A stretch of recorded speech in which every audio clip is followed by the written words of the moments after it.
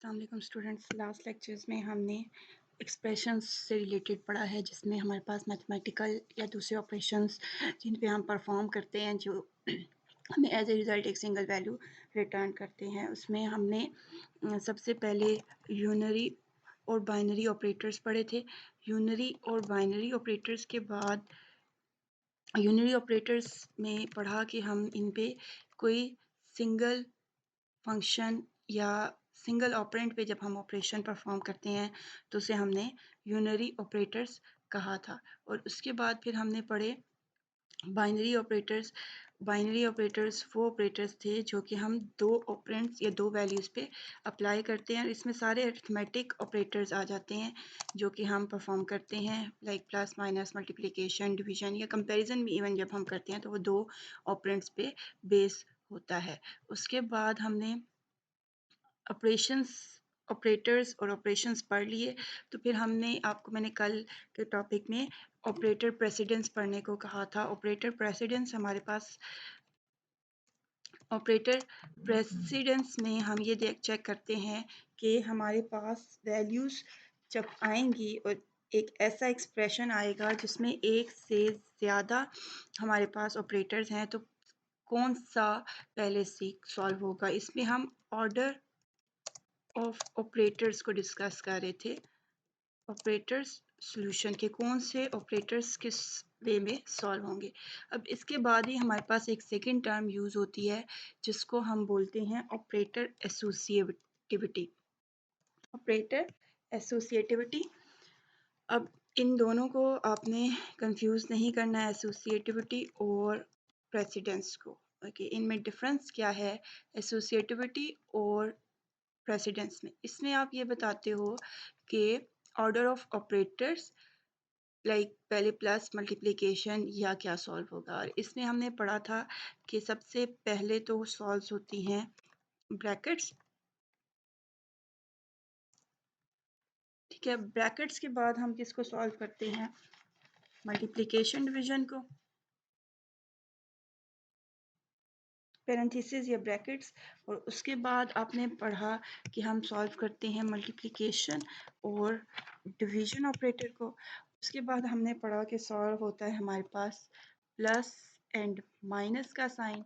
उसके बाद हमारे पास सॉल्व होता है at the end of case, जो हमारे पास लास्ट पैरेंथेसिस होती हैं वो हम एंड पे सॉल्व करते हैं। अब हमारे पास इससे पहले भी पोस्टफिक्स और प्रीफिक्स जो ऑपरेटर्स होते हैं वो पहले इनसे सॉल्व हो जाते हैं। अच्छा, अब हमारे पास है ऑपरेटर एसोसिएटिविटी। अब इसने बता दिया कि ये इसका लेवल 1 है, सबसे पहले ये सॉल्व होगी। ठीक है, इसका हमारे पास लेवल 2 है। इट्स मीन कि आफ्टर ब्रैकेट्स हम मल्टीप्लिकेशन या डिवीजन को परफॉर्म करते हैं। और इनका हमारे पास लेवल 3 है, जिसमें हम सबसे एंड पे प्लस माइनस को सॉल्व कर रहे होते हैं। अब अगर हमारे पास एक ऐसी इक्वेशन है जिसमें मल्टीप्लिकेशन और डिवीजन दोनों आ गए हैं और दोनों का लेवल सेम है 2, तो पहले कौन सा सॉल्व होगा, पहले मल्टीप्लिकेशन सॉल्व होगा या डिवीजन सॉल्व होगी। इसको हम बेसिकली कहते हैं ऑपरेटर एसोसिएटिविटी के same level, the order in which operators of same precedence are evaluated. ठीक है, order in which operator of same level or same precedence are evaluated। जब हमारे पास दो सेम लेवल, दो इक्वल इम्पोर्टेंस के ऑपरेटर्स आ जाएंगे तो फिर हम किस ऑर्डर को फॉलो करेंगे, पहले प्लस होगा माइनस होगा, या अगर मल्टीप्लिकेशन और डिवीजन साथ साथ है तो पहले कौन सा ऑपरेटर परफॉर्म होगा। तो इसमें हमारे पास दो सीक्वेंस फॉलो किए जाते हैं मोस्टली। एक तो होता है कि हम लेफ़्ट टू राइट सॉल्व करते हैं, लेफ़्ट साइड से स्टार्ट करते हैं और राइट साइड पे एंड करते हैं, या फिर दूसरा हम ये करते हैं कि हम राइट टू लेफ़्ट सॉल्व करते हैं। अब लेफ़्ट टू राइट या राइट टू लेफ़्ट जो है वो अगेन डिपेंड करेगा हमारे ऑपरेटर्स पे। तो ये एक पूरा चार्ट आपकी बुक पे गिवन है जिसमें सबसे पहले आपके पास है ब्रैकेट्स हैं और प्लस प्लस है और आपके पास माइनस माइनस है। ये हैं पोस्ट फिक्स ऑपरेटर्स। अगर ये सारे आ जाएंगे, ये क्या है, ये जो आपको प्लस प्लस दिया हुआ है ये पोस्ट फिक्स वाला है। पोस्ट फिक्स और प्री फिक्स हम पढ़ चुके हैं कि हमने क्या करना होता है कि पहले असाइन करनी होती है वैल्यू और उसके बाद ऐड करनी होती है। ये भी हमारे पास क्या है, पोस्ट फिक्स डिक्रीमेंट है। तो सब अगर ये तीनों चीज़ें इकट्ठी आ जाती हैं, ब्रैकेट्स भी हैं और पोस्ट फिक्स ऑपरेटर्स भी हैं, तो इनको आपने कैसे सॉल्व करना है, लेफ्ट टू राइट मीन आप लेफ्ट साइड से स्टार्ट करेंगे सॉल्व करना और उसके बाद राइट साइड वालों को सॉल्व करेंगे। इसके बाद नेक्स्ट आपको दिया हुआ यूनरी ऑपरेटर होगा, अगर प्लस माइनस प्लस प्लस और माइनस माइनस प्रीफिक्स तो लेफ्ट टू राइट। और आपके पास बुक में ये टेबल है, मैं सारा यहाँ पे ड्रॉ नहीं करूँगी। आप देखेंगे कि सारे operators left to right solve होते हैं। जितने भी सेम लेवल के ऑपरेटर्स हैं वो सब left to right sequence follow करते हैं, सिर्फ एक के एक्सेप्ट आपके पास जो कंपाउंड असाइनमेंट स्टेटमेंट्स हैं, कंपाउंड असाइनमेंट ऑपरेटर्स हैं जो, वो किसको फॉलो करेंगे, राइट टू लेफ्ट को। वो सिर्फ एक डिफरेंट सीक्वेंस को फॉलो करते हैं, बाकी सब में हम लेफ्ट टू राइट को फॉलो करते हैं एसोसिएटिविटी में। जो वो आपके पास ऑपरेटर्स जिनका लेवल सेम है, जिनकी प्रेसिडेंस सेम है, लेकिन वो एक साथ आ गए हैं, तो फिर आप किस सीक्वेंस को फॉलो करेंगे। तो सारे सारे जितने भी ऑपरेटर्स हैं अगर वो सेम लेवल के हैं तो आपने उन्हें लेफ्ट टू राइट सॉल्व करना है। और अगर आपके पास compound assignment statement equal plus equal minus equal multiply equal आ जाते हैं एक साथ, तो फिर आपने राइट टू लेफ्ट सॉल्व करना है, पहले राइट साइड वाले को और फिर लेफ्ट साइड वाले को सॉल्व करना है। जैसे आपको यहाँ पे एक एग्जांपल लिखी हुई है, अगर मैं आपको यहाँ पे लिखूं 10 multiply with 24 divided by 5 minus 2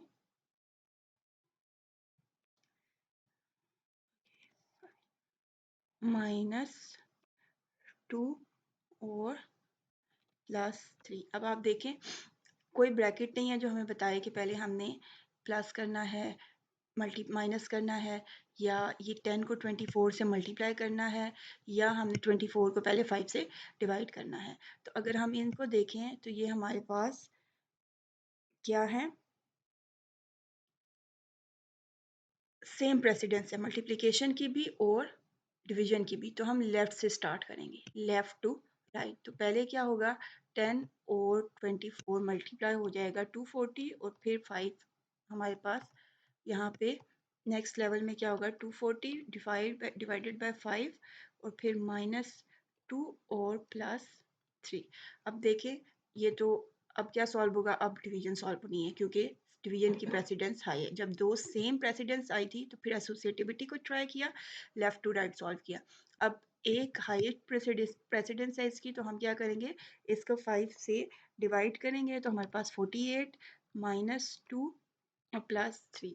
अब यहाँ पे हमारे पास प्लस और माइनस हो रहा है और तीनों की जो प्लस और माइनस है इन दोनों की प्रेसिडेंस सेम है। तो अब हम क्या करेंगे, लेफ्ट टू राइट सॉल्व करेंगे। पहले ये माइनस होगा विच विल बिकम 46 फिर प्लस 3 और नेक्स्ट स्टेप में ये 3 प्लस होके 49 हमारे पास आंसर आ जाएगा। ये जो कंप्यूटर है आपका वो इस ऑर्डर में सॉल्व करता है हमेशा, वो इन सीक्वेंस को एसोसिएटिविटी को सॉल्व करने में यही सीक्वेंस फॉलो करता है। आपके पास एक और एग्जांपल सॉल्व हुई है, ये आपका होमवर्क होगी, जो कि आपके पास प्रोग्राम है और नीचे से सॉल्व किया हुआ है।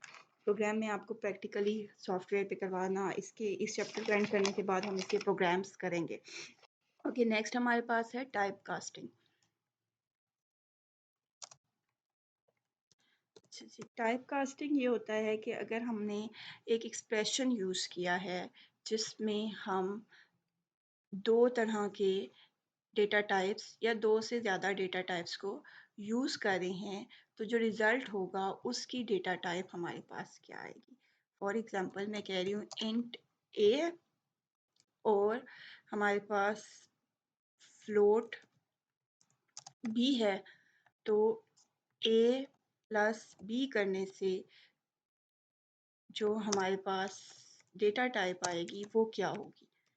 ठीक है, इस तरह से टाइप कास्टिंग की जाती है, या सम टाइम ऑटोमेटिकली हो जाती है हमारे पास, या हमने करनी होती है। इसकी डेटा टाइप क्या होगी, इसको हम टाइप कास्टिंग कहते हैं, या हम टाइप कास्टिंग सिंपल ये कहते हैं converting the data type of variable. हम वैल्यूज़ की डेटा टाइप को ड्यूरिंग एग्जीक्यूशन के, जब हम इनको एग्जीक्यूट करेंगे, तो मैं अगर यहाँ पे C equals to A plus B लिखती हूँ तो सी इंटीजर होगा या फ्लॉट होगा, उसकी हम डेटा टाइप डिसाइड करें तो उसको हम बोलते हैं टाइप कास्टिंग। वेरिएबल्स की टाइप, कौन सी टाइप, डेटा टाइप, उसको हम डिस्क्राइब कर रहे होते हैं। तो इसमें हमारे पास दो तरह से टाइप कास्टिंग हो सकती है। The first way is implicit type casting and the second way is explicit। अच्छा जी, अब explicit और implicit में डिफरेंस क्या है। फर्स्ट टाइप कास्टिंग का मेथड है implicit और सेकंड टाइप कास्टिंग का मेथड है हमारे पास explicit। अब implicit basically by default computer या हमारा कंपाइलर खुद ही परफॉर्म कर देता है, हमें उसको बताना नहीं पड़ता कि इसकी डेटा टाइप क्या कन्वर्ट करनी है। और ये कैसे कन्वर्ट करता है, ये खुद ही कन्वर्ट करता है, और इसका रूल क्या होता है, convert into higher level, higher data type. के पास फॉर एग्जांपल इंटीजर और फ्लोट है, तो फ्लोट में डेटा ज़्यादा आ सकता है, इंटीजर में कम आ सकता है, तो वो क्या करेगा, इंटीजर फ्लोट में उसको कन्वर्ट कर देता है। Float higher data type. Implicit by default होती है। Implicit type casting is performed automatically by C plus plus compiler. तो ये ऑटोमेटिकली परफॉर्म हो जाती है, automatically performed by C plus plus compiler. Plus इसमें क्या है हमारे पास कि कन्वर्ट किस में करता है, हायर में। और ये हमारे पास उस वक्त आंसर इसका हायर में आता है जब हमारे पास फॉर एग्जांपल मैंने यहाँ पे लिखा है A plus B minus C divided by L. अब मे बी इसका आंसर ये फ्लोट इंटीजर में हूँ, ये फ्लोट में हूँ, और मैं इसको अगर मल्टीप्लाई बाय एफ कर देती हूँ तो इसकी डेटा टाइप हो सकता है हमारे पास डबल में हो। तो ये मिक्स्ड डेटा टाइप एक्सप्रेशन है। मिक्स्ड डेटा टाइप मीन कि इसमें हमारे पास एक से ज़्यादा डेटा टाइप्स आ रही हैं, लेकिन आंसर हमारे पास हमेशा एक डेटा टाइप में आएगा। और किस में आएगा, ये अगर ये इंटीजर है, ये फ्लोट है और ये डबल है, तो डबल की कैपेसिटी सबसे ज़्यादा होती है, वो हाईएस्ट होती है डेटा टाइप, उसमें ज़्यादा स्पेस वो रिजर्व करता है। तो इस सारे को वो किस में कन्वर्ट कर देगा, डबल में कन्वर्ट कर देगा। तो यहाँ पे आपकी स्टेटमेंट्स लिखी भी हुई हैं। The result of an expression is evaluated to larger data type in the expression. जो सबसे बड़ी होगी उसमें उसको कन्वर्ट कर देगा। तो आपको हाईएस्ट डेटा टाइप और उनके रैंक्स भी बताए हुए हैं। सबसे पहले हमारे पास आ जाती है लॉन्ग डबल, ये सबसे हाईएस्ट है। उसके बाद हमारे पास आ जाती है डबल। अगर वो हमारे पास डबल में होगा और लॉन्ग डबल में होगा तो वो उसको लॉन्ग डबल में कन्वर्ट कर देगा। उसके बाद हमारे पास आ जाता है फ्लोट, उसके बाद आ जाता है लॉन्ग, ये लॉन्ग इंटीजर था हमारे पास, और फिर आ जाता है एंड, और फिर आ जाता है करेक्टर। तो ये हमारे पास हाईएस्ट वैल्यू है। मैं इसको अगर यहाँ पे लिखूं,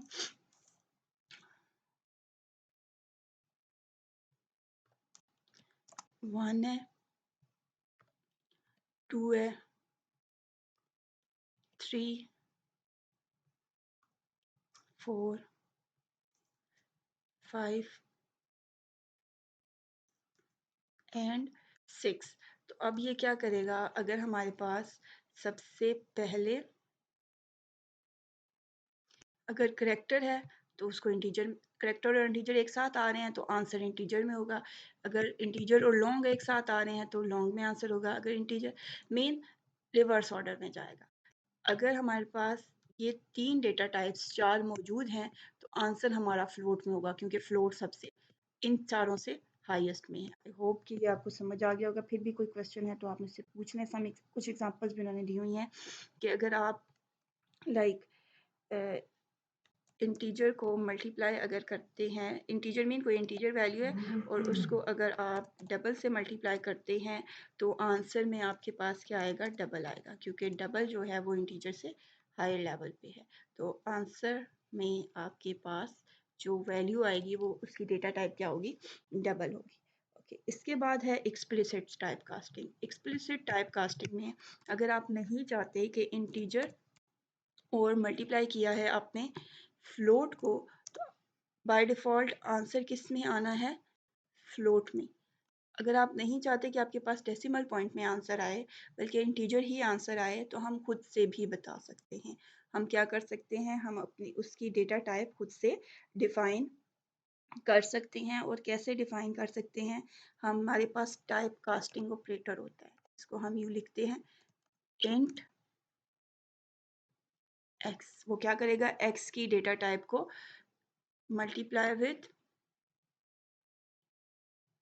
बल्कि मैं यहाँ पे यूँ कर सकती हूँ कि इंटीजर मल्टीप्लाई विथ फ्लोट और equals to, answer by default float में है तो मैं यहाँ पे ब्रैकेट के साथ इंटीजर कर सकती हूँ कि कोई भी ये जो भी आंसर है उसके साथ मैं यहाँ पे ये टाइप कास्टिंग ऑपरेटर अप्लाई कर सकती हूँ। और ये टाइप कास्टिंग ऑपरेटर क्या बताएगा कि अब आंसर फ्लो बाय डिफ़ॉल्ट तो फ्लोट में आना था इम्प्लिसिट टाइप कास्टिंग की वजह से, लेकिन हमने उसको चेंज कर दिया है और हमने कहा है कि हमें आंसर किस में चाहिए, इंटीजर में। तो जब आप खुद से चेंज करते हैं डेटा टाइप को, खुद डिसाइड करते हैं कि डेटा टाइप क्या होगी, तो उसको हम एक्सप्लिसिट टाइप कास्टिंग बोलते हैं। Explicit casting is perform by programmer, it is perform by using cast operator.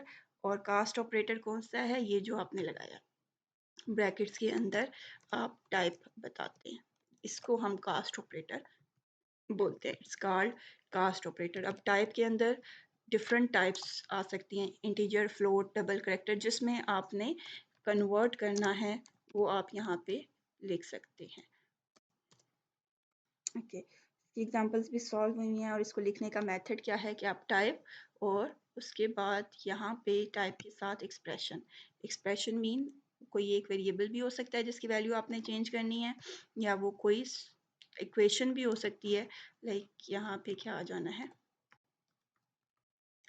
Expression जिसकी वैल्यू आपने चेंज करनी है। जैसे मैंने यहाँ पे आपको लिख के दिया कि ये आंसर, और मैं यहाँ पे इसको ऐसे भी लिख सकती थी कि इंटीजर और फ्लोट को मल्टीप्लाई करना है, ठीक है। और यहाँ पे मैं इनके साथ एक इंटीजर टाइप कास्टर दे देती हूँ कि इसका जो आंसर है मल्टीप्लाई करने के बाद वो किसके इक्वल आना चाहिए, इंटीजर के। इंटीजर और फ्लोट वैल्यू को मल्टीप्लाई करो, लेकिन आंसर फ्लोट में नहीं देना, किस में देना है, इंटीजर में देना है। तो इसको हम एक्सप्लिसिट टाइप कास्टिंग बोलते हैं।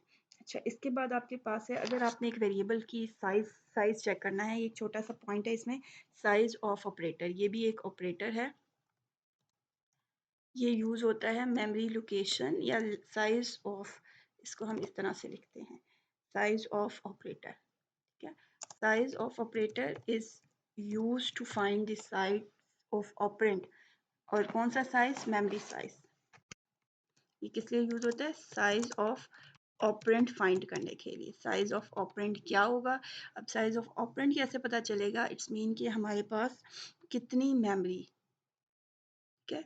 ये बेसिकली क्या है, size of memory reserved for variable. और ये हमने पढ़ा था कि इंटीजर है तो 2 होगी, 4 होगी, फ्लोट के लिए 4 होगी, डबल के लिए 10 होगी, इस तरह के हमने पढ़े थे। तो अगर आपको एग्जैक्ट साइज पता करना है कि जो नंबर आपने दिया है उसका साइज कितना है, 1 2 3 4 5 कितने करेक्टर्स है, तो उसके लिए हम साइज ऑफ ऑपरेटर यूज़ कर सकते हैं। इसको यूज़ करने का मेथड क्या है, साइज ऑफ का कीवर्ड यूज़ करते हैं, उसके अंदर ब्रैकेट और ए कोई भी वेरिएबल है, वो इंटीजर भी हो सकता है, वो लॉन्ग भी हो सकता है, डबल भी हो सकता है।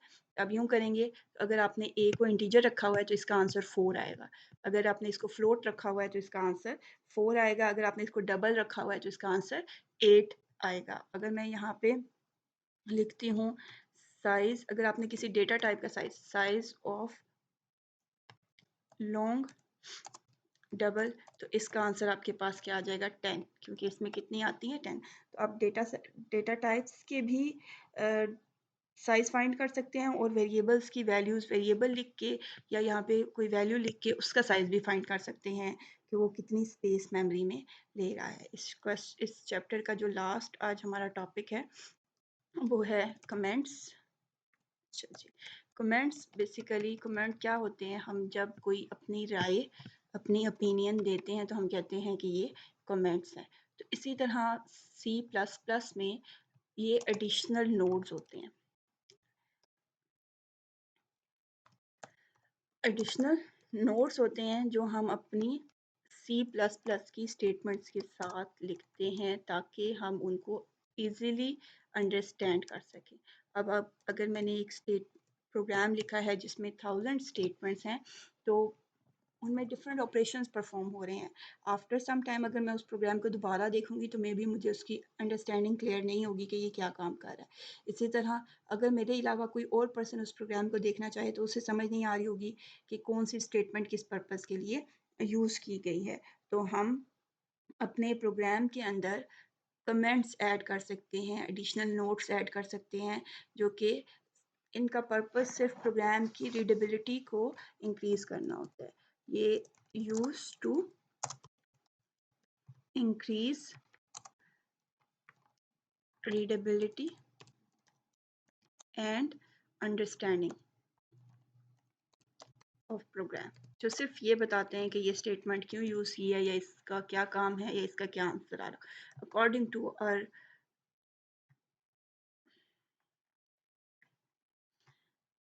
नीड कि हमने उसको किस पर्पस के लिए यूज़ किया है। अब इसके बाद हमारे पास जो इसमें सेकंड चीज़ होती है कि कंपाइलर इनको ना तो कंपाइल करता है ना ही एग्जीक्यूट करता है। कंपाइलर इग्नोर कमेंट्स, ये सिर्फ उनको जहाँ पे उसे कमेंट नज़र आते हैं, कमेंट का उसे कैसे पता चलता है ये भी हम देखते हैं, तो उनको वो इग्नोर कर देता है। ना ये एग्जीक्यूट होते हैं, आउटपुट में कोई रोल परफॉर्म कर रहे हैं, ना ही ये कंपाइल होकर के हमारी ऑब्जेक्ट फाइल में आते हैं। ये सिर्फ प्रोग्राम की सोर्स कोड फाइल में सेव होते हैं ताकि अगर कोई पर्सन उस कोड को पढ़े देखे समझे तो उसको उसकी अंडरस्टैंडिंग के लिए ये यूज़ होते हैं। तो दो तरह के कमेंट्स होते हैं, एक होता है हमारे पास सिंगल लाइन कमेंट, अगर हमने एक ही लाइन के अंदर कमेंट लिखना है तो हम उसके लिए सिंगल लाइन कमेंट को यूज़ करते हैं। सिंगल लाइन कमेंट के लिए हम 2 बार्स यूज़ करते हैं। जहाँ पे आप ये 2 बार्स यूज़ करेंगे इट्स मीन कि आप यहाँ पे कंपाइलर को जहाँ पे ये 2 लाइन्स मिलती हैं इसका मतलब है कि इससे आगे सारा कमेंट लिखा हुआ है वो इस सारे को इग्नोर कर देता है, ना इसको कंपाइल करता है ना स्टडी करता है। ये पूरी लाइन फिर आगे कमेंट के लिए है। इसको क्लोज करने के लिए भी आप यहाँ पे अगर क्लोज करना चाहें तो ऐसे ही इसको क्लोज भी कर सकते हैं। उसके बाद अगर आपके पास कमेंट कोई बड़ा है, आपने कोई पूरा पैराग्राफ या 2 या 3 लाइन्स लिखनी है तो उसके लिए हम मल्टी लाइन कमेंट को यूज़ करते हैं। अब इसको क्लोज करना ज़रूरी भी नहीं होता, आप यहाँ पे इसको कर दें तो इसके आगे वाला सारा कमेंट होगा जहाँ तक ये लाइन एंड होती है। नेक्स्ट लाइन पे फिर जो आप लिखेंगे वो कोड होगा। और अगर आपने मल्टी लाइन या मल्टीपल लाइन का कमेंट देना है तो उसके लिए हमारे पास ये ब्रैकेट इससे ऐसे ही ये साइन आएगा और उसके साथ एस्ट्रिक का साइन आएगा और इसके बाद आप जितनी भी लाइंस लिखना चाहें, जितना भी कमेंट लिखना चाहें वो सारा लिख सकते हैं। लेकिन आपको इसको क्लोज भी करना होता है क्योंकि ये मल्टी लाइन है तो कंपाइलर को नहीं पता चलेगा कि कहाँ पे, अगर मैंने ये स्टार्ट कर दिया और आगे इसका एंड नहीं किया तो वो सारा कोड नेक्स्ट जो है वो हमारे पास कमेंट में आ जाएगा। तो इसको क्लोज करने का भी यही मेथड है स्टार। जैसे आप इसे स्टार्ट करते हैं वैसे ही आप इसे क्लोज भी करते हैं। तो ये हमारे पास मल्टी लाइन कमेंट का मेथड है और ये हमारे पास सिंगल लाइन कमेंट का मेथड है कि अगर हमने एक लाइन में कमेंट देना है या मल्टीपल लाइंस में कमेंट देना है तो हम इसे कैसे परफॉर्म करेंगे। आपका ये चैप्टर नंबर 3 कंप्लीट हो गया है। नेक्स्ट लेक्चर में इंशाल्लाह मैं आपको इसी चैप्टर से कुछ एग्जांपल्स जो हमने स्किप की थी वो आपको करवाऊंगी ताकि आपको ये जितने ऑपरेटर्स वगैरह हमने पढ़े हैं उनकी एक एप्लीकेशन या इम्प्लीमेंटेशन भी पता चल जाए। उसके बाद हम नेक्स्ट चैप्टर स्टार्ट करेंगे, इसी बुक को भी हम कंटिन्यू करेंगे। अल्लाह हाफिज़।